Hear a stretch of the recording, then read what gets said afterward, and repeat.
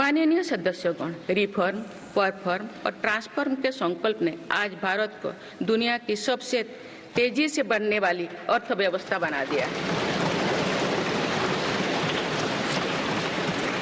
10 साल में भारत 11वें नंबर की अर्थव्यवस्था से ऊपर उठकर 5वें नंबर पर पहुंचा है। साल 2021 से लेकर साल 2024 के बीच भारत में औसतन 8% की रफ्तार से विकास किया है और ये ग्रोथ सामान्य समय में नहीं हुई है। बीती वर्षों में हमने 100 साल की सबसे बड़ी आपात देखी।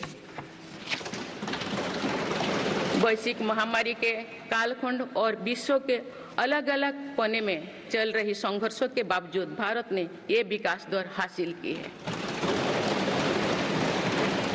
ये बीते 10 साल के रिफॉर्म्स और राष्ट्रहित में के लिए किए गए फैसला के कारण संभव है। आज भारत अकेले ही दुनिया की ग्रोथ में 15% का योगदान दे रही है। अब मेरी सरकार भारत को विश्व की तीसरे नंबर की इकोनॉमी बनाने में जुटी हुई है। इस लक्ष्य की प्राप्ति विकसित भारत की नींव को भी मजबूत करने में के काम करेगी। माननीय सदस्यगण, मेरी सरकार अर्थव्यवस्था के तीनों स्तंभों मैन्युफैक्चरिंग, सर्विसेज और एग्रीकल्चर को बराबर महत्व दे रही है। PLI स्कीम्स और ईज ऑफ डूइंग बिजनेस से बड़े पैमाने पर निवेश और रोजगार के अवसर बढ़ रही है। पारंपरिक सेक्टर्स के साथ साथ सनराइज सेक्टर्स को भी मिशन मोड पर बढ़ावा दिया जा रहा है।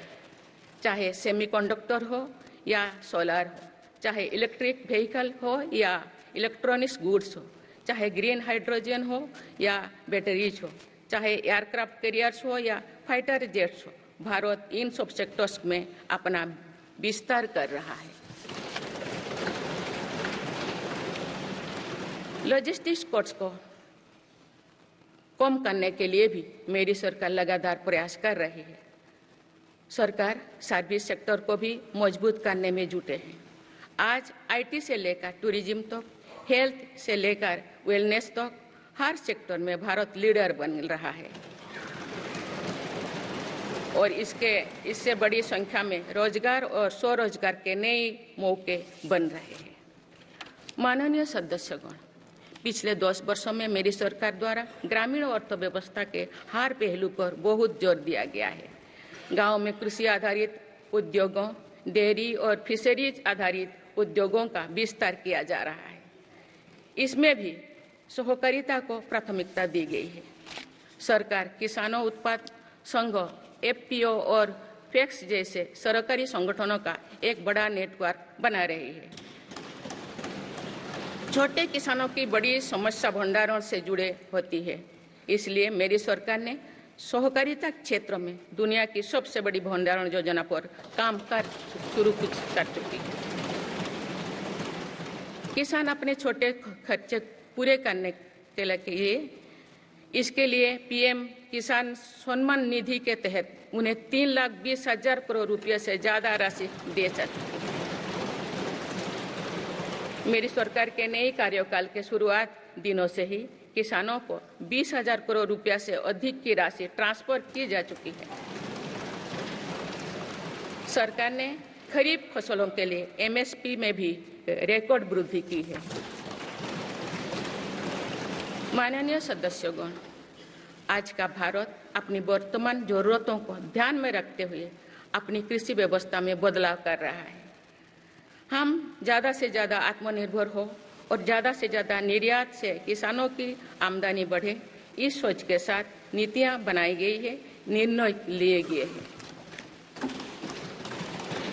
जैसे भारत दलहन और तिलहन में दूसरे देशों पर निर्भरता कम करने के लिए देश के किसानों को हर संभव मदद दे रहे हैं। ग्लोबल मार्केट में किस तरह के फूड प्रोडक्ट की डिमांड ज़्यादा है, इसके आधार पर नई रणनीति बनाई जा रही है। आजकल ऑर्गेनिक उत्पादों को लेकर दुनिया में डिमांड तेजी से बढ़ रही है। भारत के किसानों के पास इस डिमांड को पूरा करने के पूरा भरपूर क्षमता है। इसलिए सरकार प्राकृतिक खेती और इससे जुड़ी उत्पादों की सप्लाई चेन को सशक्त कर रही है। ऐसे प्रयासों से किसानों का खेती पर होने वाला खर्च भी कम होगा और उनकी आय भी और बढ़ेगी।